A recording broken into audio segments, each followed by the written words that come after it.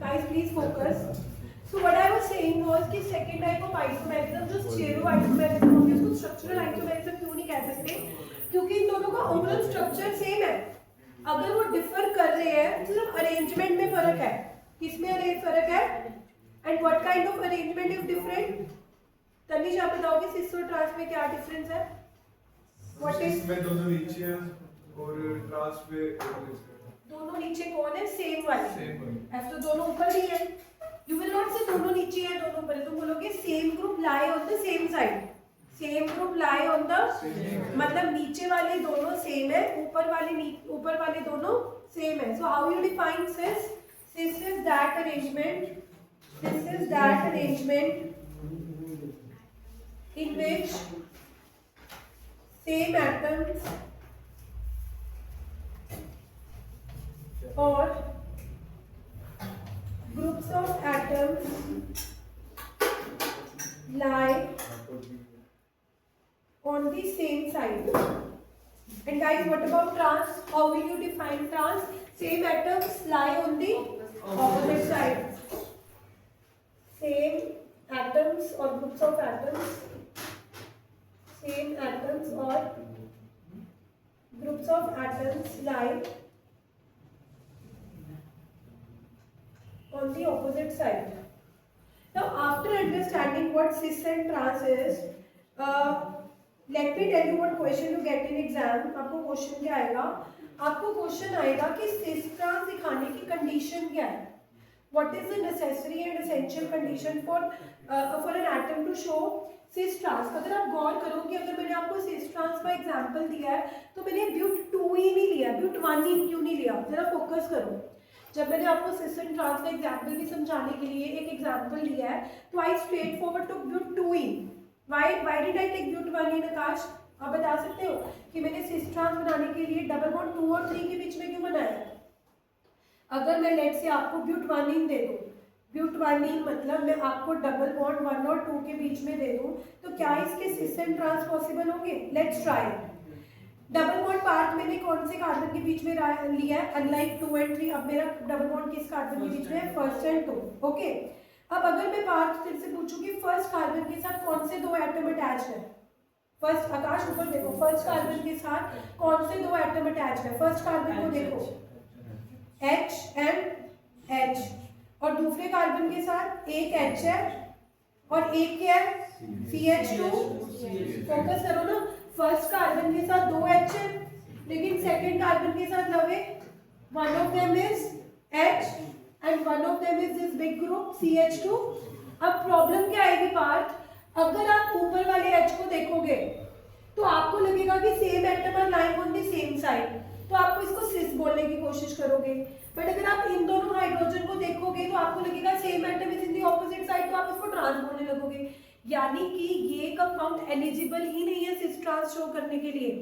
तो what is the rule? Rule is कि अगर डबली बॉन्डेड कार्बन सेम दोनों ही एटम उसके साथ सेम हुए तो उसके लिए सिस ट्रांस डिफाइन करना पॉसिबल नहीं होगा ना.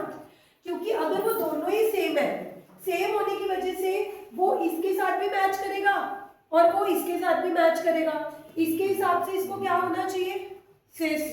और ऑपोजिट साइड सेम है तो इसको क्या होना चाहिए? तो उन्होंने रूल बना दिया कि the first condition is for the geometrical isomer कि पहले तो डबल बॉन्ड होना चाहिए.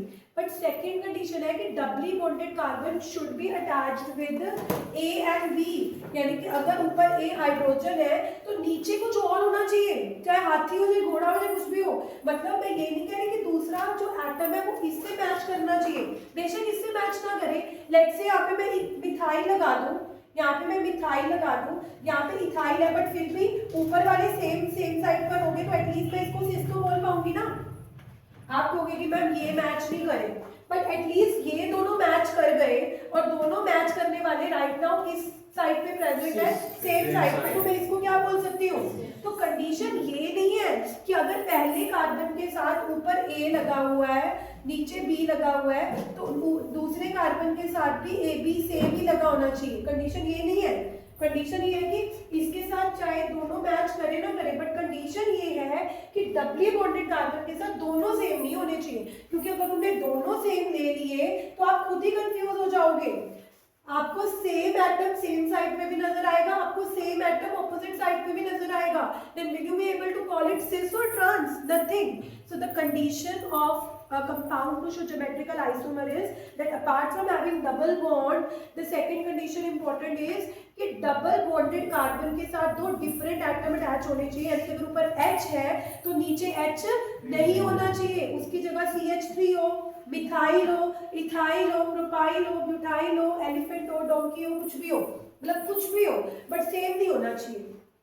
अब ये तो होती है सुपरफिशियल स्टडी कि हमने रट्टा मार दिया कि अगर हमें क्वेश्चन आएगा कि what are the necessary and essential condition for a compound to show geometrical isomer, हम रट के जाएंगे कि डबल बॉन्ड होना चाहिए और doubly bonded carbon should be attached to two different atoms, because अगर वो सेम हो गए तो वो ज्योमेट्रिकल आइसोमर दिखाने के लिए एलिजिबल नहीं रहेगा।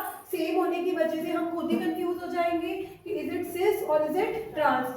लेकिन किसी ने अभी तक मेरे से क्वेश्चन नहीं किया, मतलब when I was a student of your age, like जब तक मैंने इवन PhD मतलब की क्लासेस ली हैं, तो मैं हमेशा क्वेश्चन जरूर पूछती थी कि मैम वाई। अभी तक भी किसी ने मेरे से ये नहीं पूछा कि मैम डबल बॉन्ड होना क्यों जरूरी है, like why double bond is so important, है ना?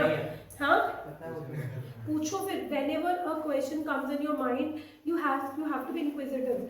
जितने आप इनक्विजिटिव होगे, जितने आप क्वेश्चंस पूछोगे, उतनी आपकी ब्रेनस्टॉर्मिंग होगी और उतना आपका कंपटीशन और एग्जाम क्रैक करने के चांसेस बढ़ते हैं। बिकॉज हाँ बताओ क्या रीजन था, क्या डबल बॉन्ड नहीं क्यों होना चाहिए, ट्रिपल क्यों नहीं होना चाहिए, सिंगल क्यों नहीं होना चाहिए? डबल बॉन्ड में ऐसा क्या खास बात है कि ना अल्केन्स ज्योमेट्रिकल आइसोमर शो करते हैं, ना alkynes, it is only alkenes. Yes, triple bond से बहुत ज्यादा कम मूवमेंट होती है और सिंगल बॉन्ड से तो फ्रीली मूव हो जाता है और डबल बॉन्ड से बहुत परफेक्ट कुछ सही है।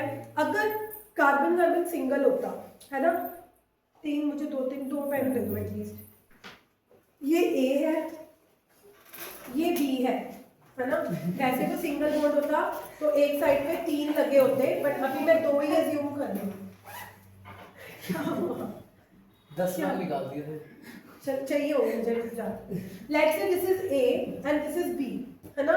ज्योमेट्रिकल आइसोमर क्या कहता है कि अगर इधर A है तो इधर भी A होगा, तो ये सिस होगा। अगर ये A है और मान लो ये A है और अगर A ऑपोजिट साइड हुआ तो ट्रांस होगा।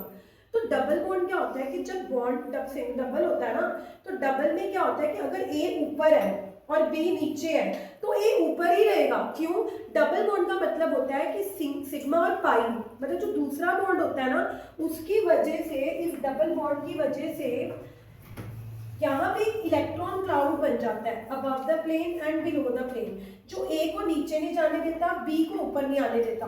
यानी कि अगर एट अ टाइम आप ये चीज इंश्योर कर रहे हो कि दोनों A सेम साइड पर है, तो वो सेम साइड पर ही रहते हैं, क्योंकि डबल बॉन्ड उनकी मूवमेंट को रिस्ट्रिक्ट कर लेता है। अगर सोचो सिंगल हो, सिंगल में तो अगर A इधर है, अगले पल वो इधर आ जाएगा, अगले पल B इधर चला जाएगा।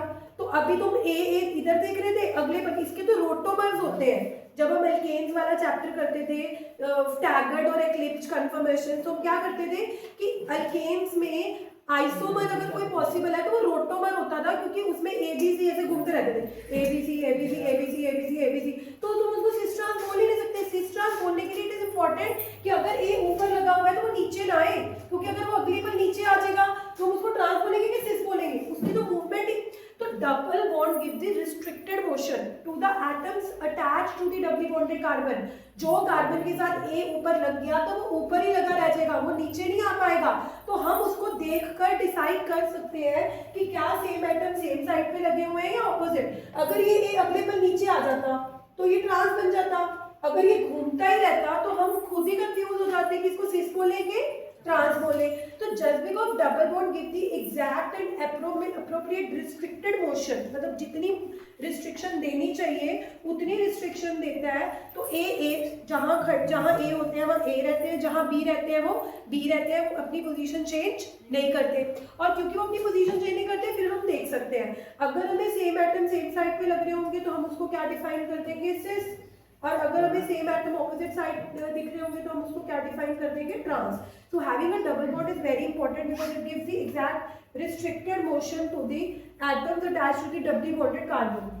एंड सेकंड कंडीशन क्या थी कि डबली बॉन्डेड कार्बन के साथ जो दो एटम अटैच्ड है दे शुड बी डिफरेंट, यानी कि अगर डबली बॉन्डेड कार्बन के साथ ऊपर H लगा हुआ है तो नीचे H नहीं होना चाहिए, क्योंकि अगर ऊपर भी H हुआ नीचे भी H हुआ तो दूसरे डबली बॉन्डेड कार्बन के H को देखकर हम खुद कंफ्यूज हो जाएंगे कि क्या वो सेम साइड पे लगे हुए हैं या हाँ हाँ। अगर मतलब मैं ये कह दूं कि अगर ब्यूटान इन में आकाश आप ना बिल्कुल ही सुन रहे, बताओ ब्यूटान इन में ज्योमेट्रिकल आइसोमर पॉसिबल क्यों नहीं है? Why cis trans is not possible in butadiene? Is not possible in this because पहला डबली बॉन्डेड कार्बन के ऊपर भी H है नीचे भी H है, तो हम इसको ऊपर वाले H को देखेंगे तो हमें लगेगा कि सेम साइड है, तो हम इसको क्या डिफाइन करने लगेंगे सिस। नीचे वाले H को देखेंगे तो हमें लगेगा सेम एटम ऑपोजिट साइड पे है, तो इसका मतलब ना तो हम इसको सिस बोल पाएंगे ना हम इसको। तो आप बेसिकली आप आंसर कैसे लिखोगे कि दिस एटम डज, इसमें सिस ट्रांस पॉसिबल क्यों नहीं है? Because it violets the second condition, it violates the second condition of geometrical isomerism, condition to show geometrical isomerism, और geometrical isomerism को show करने की second condition क्या थी? That is presence of two different atoms, presence of two different atoms attached to doubly bonded, यानी कि doubly bonded carbon के साथ टू डिफरेंट एटम्स अटैच होने चाहिए, उसके प्रेजेंस की जो कंडीशन थी वो ये मीट नहीं कर रहा। समझ आ गया?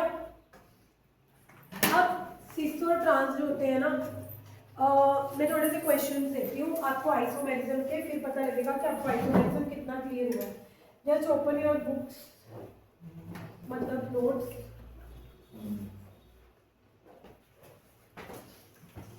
पूरी लेक्चर देखिए फिर हम कंडीशन करेंगे।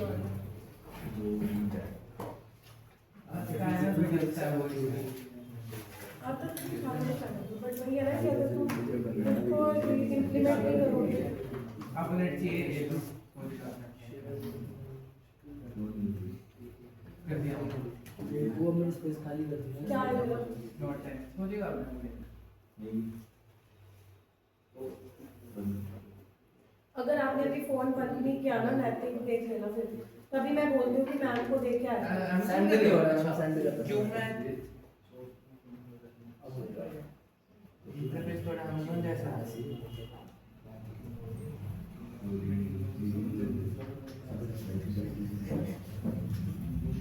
एनसीईआरटी के क्वेश्चन करने लगे हम।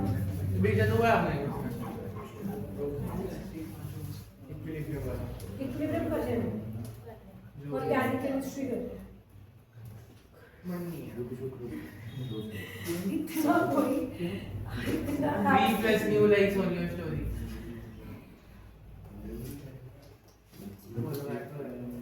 कर दी कितनी खुशी मिलती है ना तुम्हें, फॉलो बैक कर लो, इसी में खुश हो जाते हो।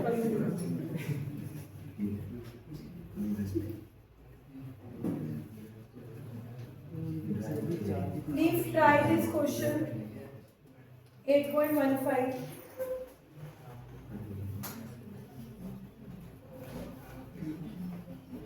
और कोई क्वेश्चन नहीं है ज्योमेट्रिकल आइस।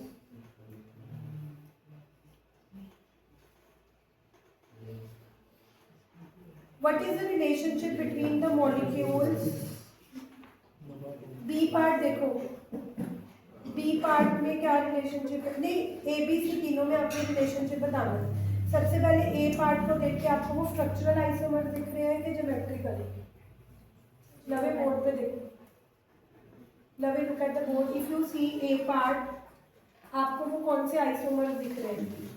नैतिक, can you solve this? A part के कंपाउंड को देखकर वो आपको स्ट्रक्चरल दिख रहे हैं कि ज्योमेट्रिकल? 1 2 3 4 5 ए पार्ट के ये तो आपने वो जो लास्ट में कराया था, लास्ट सेकंड वाला। नहीं तो पोजीशनल आइसोमर्स साफ पता लग रहा है कि ये भी 5 कार्बन की चेन है, बट इसमें कीटोन उन्होंने कौन सी पोजीशन पे रखा है? That is it is pentane 3 और अगले में उन्होंने पेंटेन किस पे रखा है? फंक्शनल ग्रुप सेम है, they are just changing the position. So when they change the position of the double bond, they are positional, which is one of the type of। तो क्वेश्चन ये था कि क्या ये स्ट्रक्चरल आइसोमर्स की category में आ रहे हैं कि ज्योमेट्रिकल आइसोमर्स की कैटेगरी में आ रहे हैं? बट ऑब्वियसली कौन सी आप बोलोगे कि they are positional isomers, they are positional isomers, और पोजिशनल आइसोमर्स, स्ट्रक्चरल आइसोमर नहीं है। हाँ positional isomers which is the type of structural isomerism. B वो है ज्योमेट्रिकल। बी पार्ट देखो, सिस इंट्रांसिस जा रहा है। बी में एक तो डबल बॉन्ड आ गया, presence of double bond is a necessary and sufficient condition for geometrical isomerism. And second condition थी कि दो डिफरेंट एटम अटैच्ड होने चाहिए, दो डिफरेंट। अब जब आप फर्स्ट स्ट्रक्चर को देख रहे हो तो same atom are lying on the opposite side. इसमें जो डबली बॉन्डेड कार्बन के साथ डी है वो ऊपर है, इसमें जो डी है वो डबली बॉन्डेड कार्बन के नीचे है, तो we can say that the same atoms are lying on the opposite side. So when it is the case, this is called as a trans. और अगले में same atoms are lying on the same side. This is called as, and cis and trans is a special type of geometrical isomers. What about C part?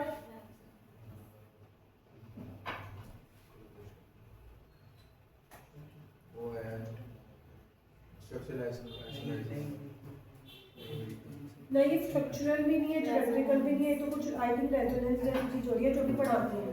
So resonance अभी हमने करा लिया, उसके बाद हमने पढ़नी है फंक्शनल ग्रुप चेंज नहीं हो रहा है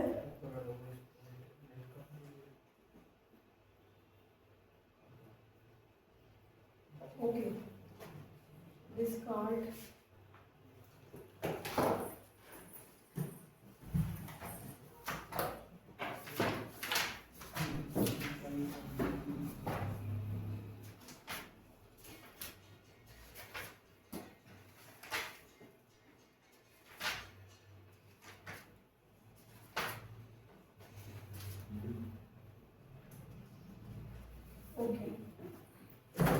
अब हम नेक्स्ट टॉपिक शुरू करने वाले हैं जो ऑर्गेनिक्स का एक ऐसा टॉपिक है जो बच्चों को बहुत मुश्किल लगता है है।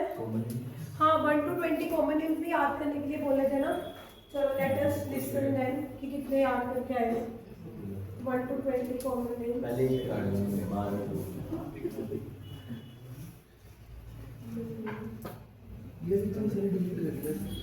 किसी ने फोन चलाया ना रहते मैं बाहर निकाल दूंगी। मैं बस वो याद करके आए हो 1 to 20 कॉमन नेम्स? आकाश को याद करके आए ही होगा, तभी याद कराए। मैं तो फॉर्मेलिटी के लिए बोलता हूं।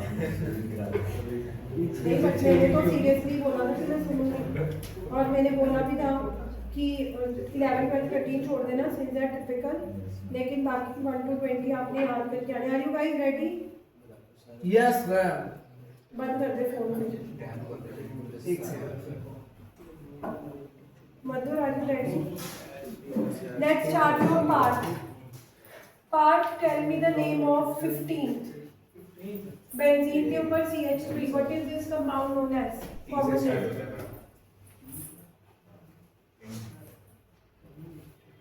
इतनी कैलकुलेशन तो करनी पड़ेगी सारी what is the name of this compound? तुमने एक्टिंग की लाइन में जाना क्या? इतनी एक्टिंग कर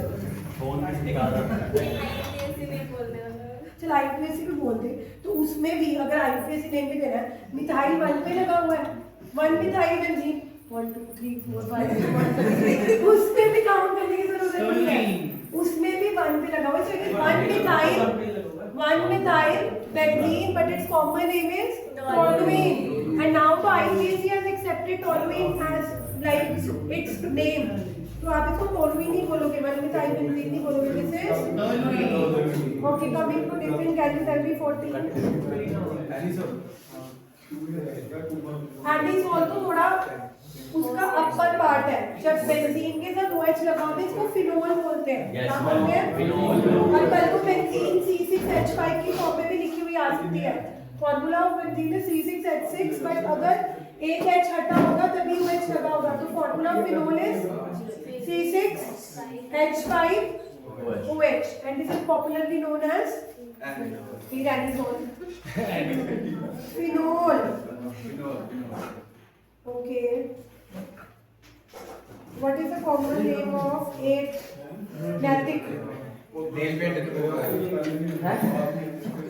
red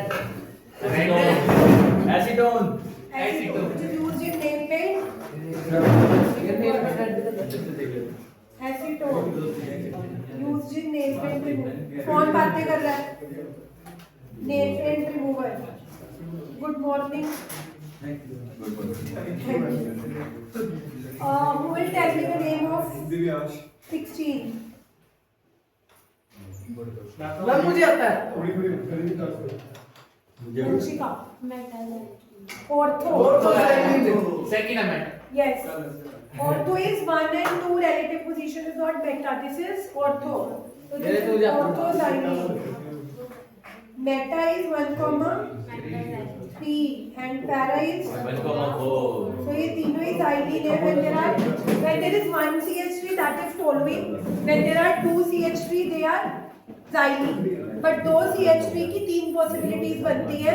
They can be at 1,2 then it will become ortho.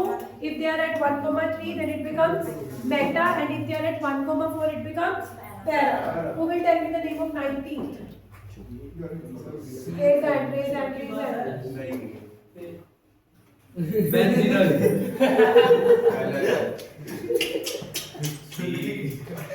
He's raising the hand with so much of confidence, looking in the phone and like this. मेरी शक्ल पे क्या लिखा मैं देखती हूँ. बेंजीनॉल नहीं Benzene गलत. CHO is which functional group? Aldehyde attached to. वैसे कॉमन नेम को याद करने की कोई ट्रिक्स नहीं होती बट बाय चांस कुछ कंपाउंड में भी हमें मिल जाती है कि अच्छा बेंजीन के ऊपर CHO है, बेंजीन के ऊपर aldehyde है, so it could be none but benzene. Chatting कर करके तो बताई जा रही हो.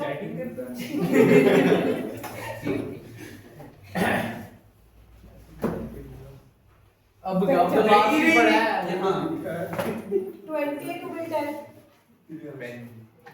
बेंजीनोइक एसिड Yes, benzene के ऊपर carboxylic acid है तो following the trick it would be benzenoic.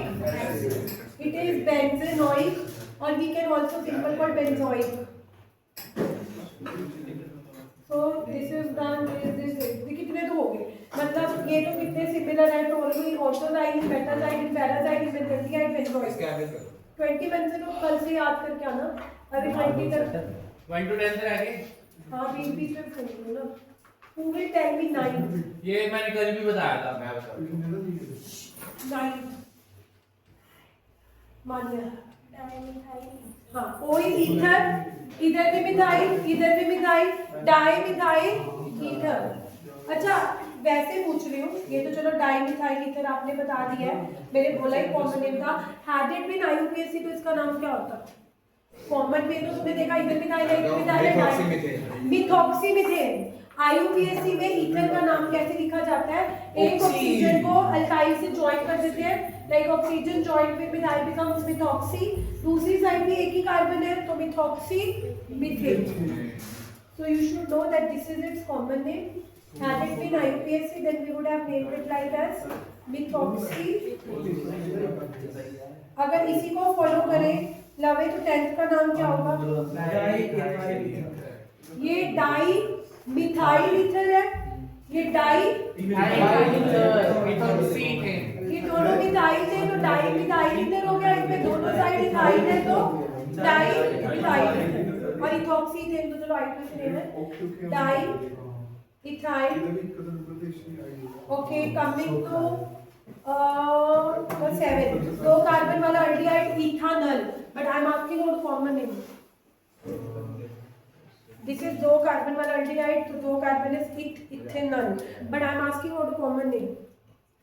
हाँ, acetaldehyde. एक कार्बन वाला aldehyde is formaldehyde.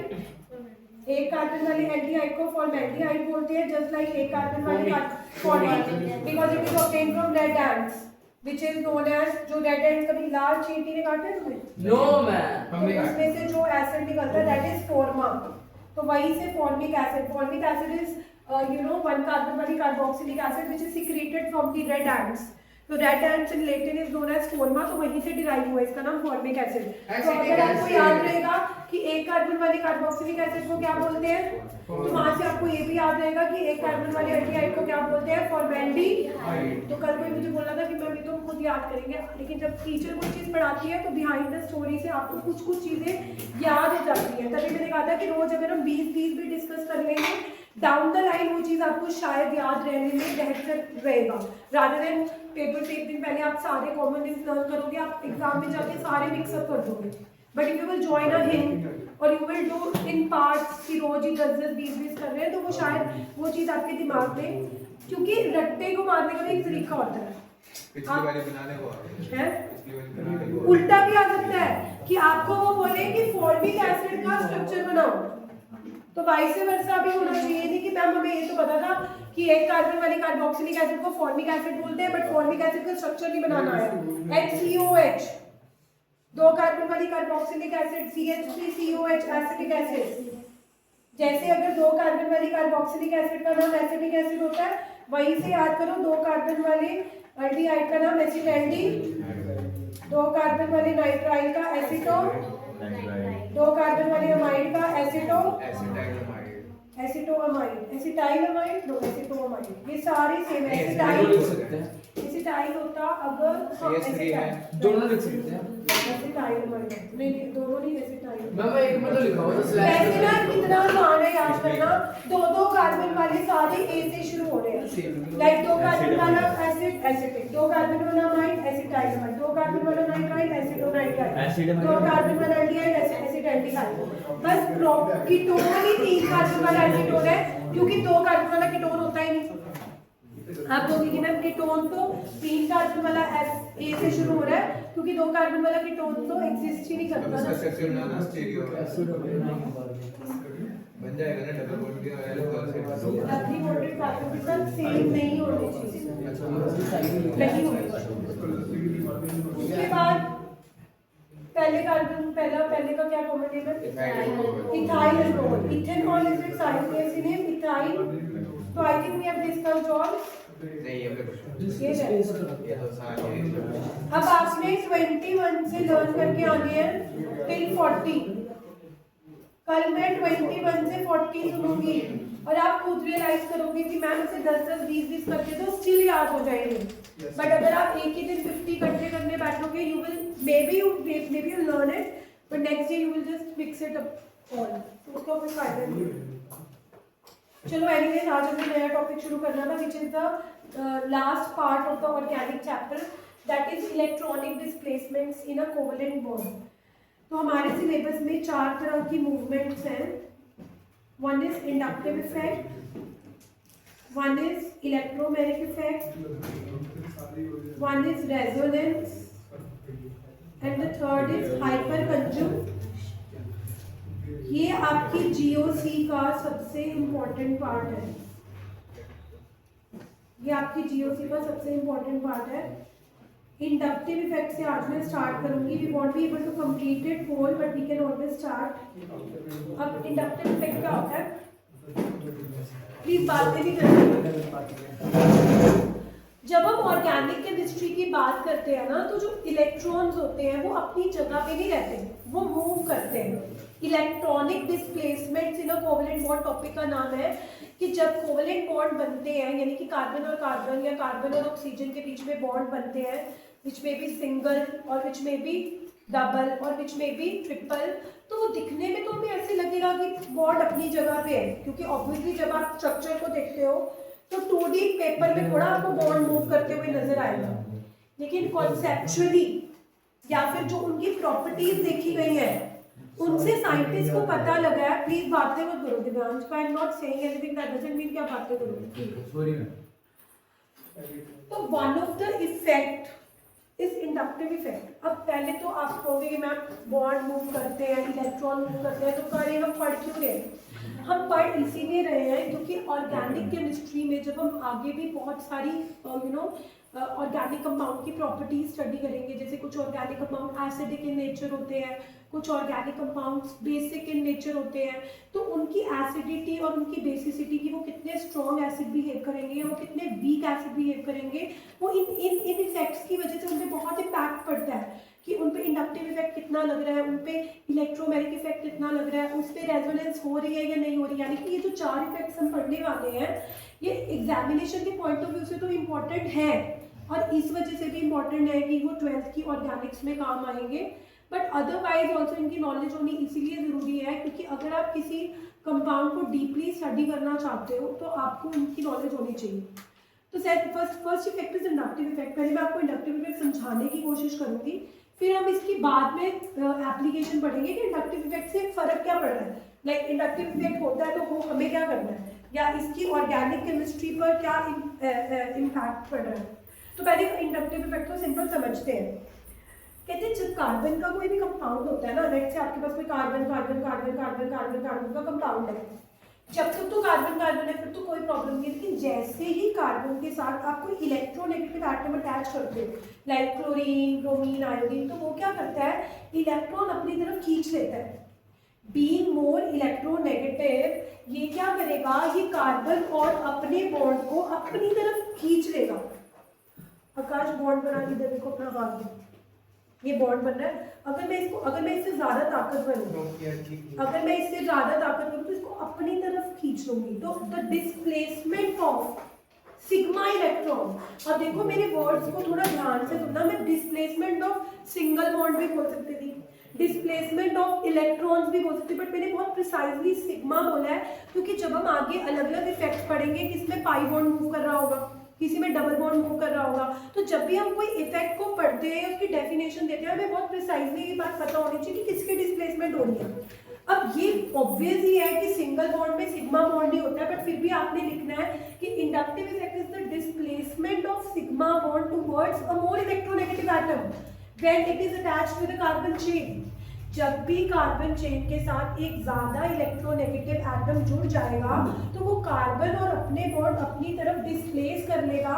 अब ये नहीं कि वो लेके भाग गया, भागा नहीं है वो उसी चेन का पार्ट ही, बट कहीं ना कहीं वो इलेक्ट्रॉन्स थोड़े से किसकी तरफ खिसक के चले गए हैं, इलेक्ट्रोनेगेटिव एटम की वजह के ऊपर।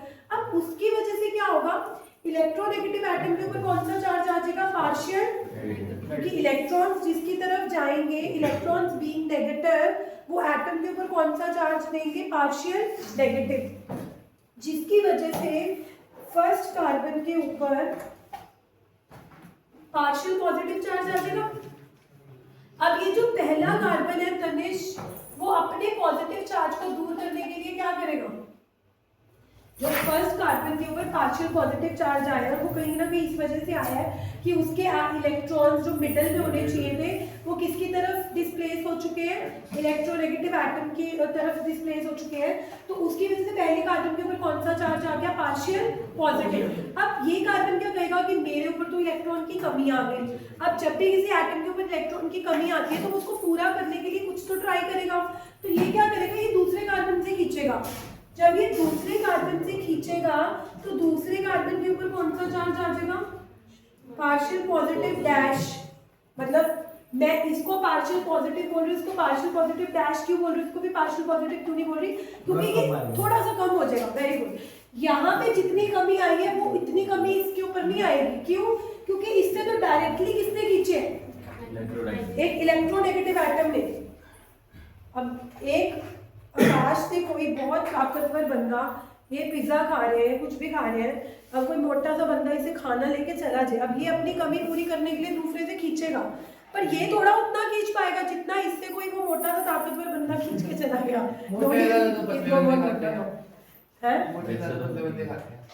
अरे बट बोलने के तो यही बोलते हैं। अब हम ये डिस्कस थोड़ा करेंगे, पतले बंदे ज्यादा खाते हैं बट उनका मेटाबॉलिज्म स्ट्रॉन्ग होता है। हम यहाँ बायो पढ़ रहे हैं कि क्यों पतले लोग ज्यादा खाते हैं फिर भी वो पतले होते हैं और मोटे लोग कम खाते हैं। तो पॉइंट यहाँ पे ये हो रहा था कि जितना ये स्ट्रॉन्ग एटम कार्बन से खींचेगा, ये कार्बन उतना नहीं दूसरे कार्बन से खींच पाएगा। तो ज्यादा partial positive charge first carbon पर होगा या सेकेंड, ज्यादा, फर्स्ट पे खुद ही तुमने बताया था कि किस पे ज्यादा होगा। अब सेकंड पे पार्शियल पॉजिटिव चार्ज आया बट शायद उतना नहीं आया, बट आया तो ना। तो अब सेकंड क्या करेगा, अपनी कमी को दूर करने के लिए किससे खींचेगा, थर्ड से। थर्ड के ऊपर कौन सा चार्ज आ गया, पार्शियल पॉजिटिव डैश डैश। इसको मैंने अलग ना, इसको मैंने पार्शियल पॉजिटिव डैश डैश क्यों बोला, क्योंकि ये और भी कम होगा। अब ये थर्ड वाला अपनी कमी को दूर करने के लिए किससे खींचेगा, फोर्थ से। तो फोर्थ के ऊपर कौन सा पार्शियल पॉजिटिव चार्ज आ जाएगा, पार्शियल पॉजिटिव डैश डैश। और फोर्थ के बाद, फोर्थ कार्बन के बाद inductive effect would be negligible. ये कई बार क्वेश्चन भी आता है एमसीक्यू में, that the effect of inductive effect is negligible after which carbon, किस कार्बन के बाद इंडक्टिव इफेक्ट का इफेक्ट नेग्लिजिबल काउंट होता है, मतलब उसके बाद वो मतलब कोई मतलब उसका इफेक्ट ही नहीं रहता, that is after fourth carbon. यानी कि फोर्थ कार्बन के बाद अगर वो खींचेगा तभी वो इतना कम खींचेगा, that is it can be ignored. Okay, so inductive effect की डेफिनेशन क्या हुई, it is the displacement of sigma electron या pi electron, sigma electron of carbon towards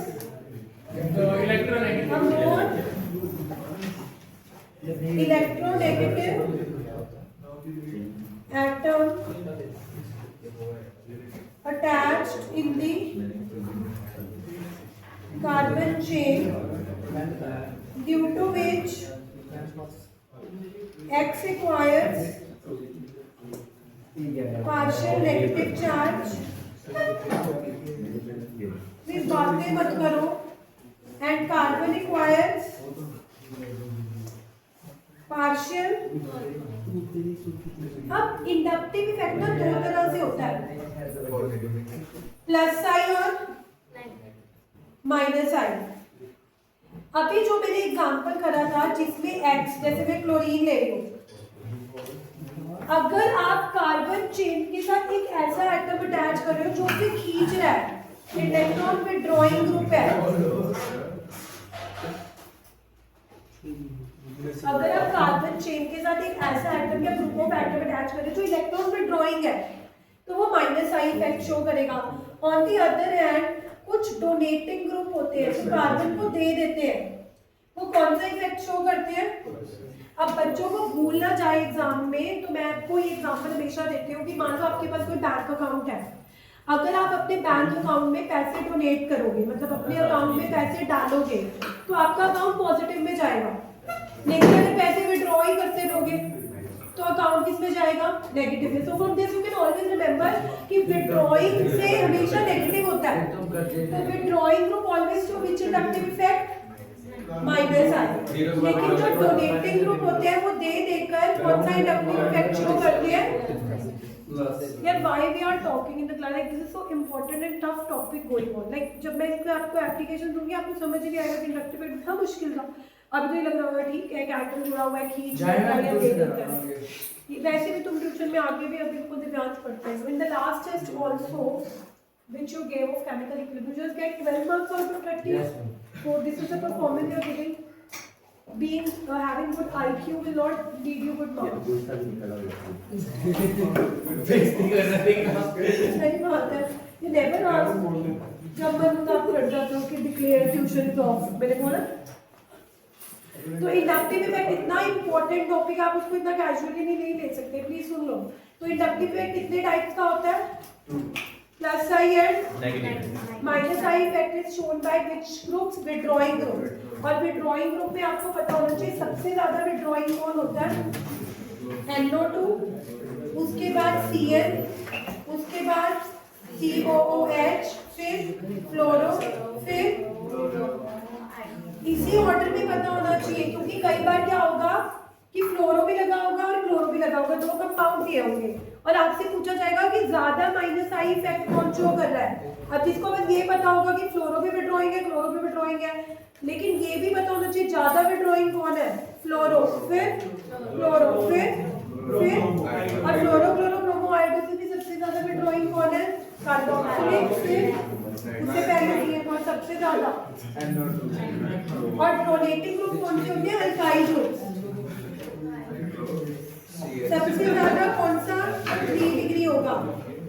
जय मैम। उसमें 3 अल्काइल है, फिर 2 डिग्री, फिर 1 डिग्री, और सबसे कम मिथाइल। तो alkyl groups are donating groups which show plus I effect, and these are which showing the withdrawing which show the minus I effect. अब प्लस आई और माइनस आई के जो क्वेश्चन आते हैं वो हम इसके एप्लीकेशंस कल करेंगे, और कल आपने क्या करके आने हैं, नेक्स्ट 20 कॉमन नहीं, अगर आप साथ साथ करोगे आपको कोई दिक्कत नहीं आएगी।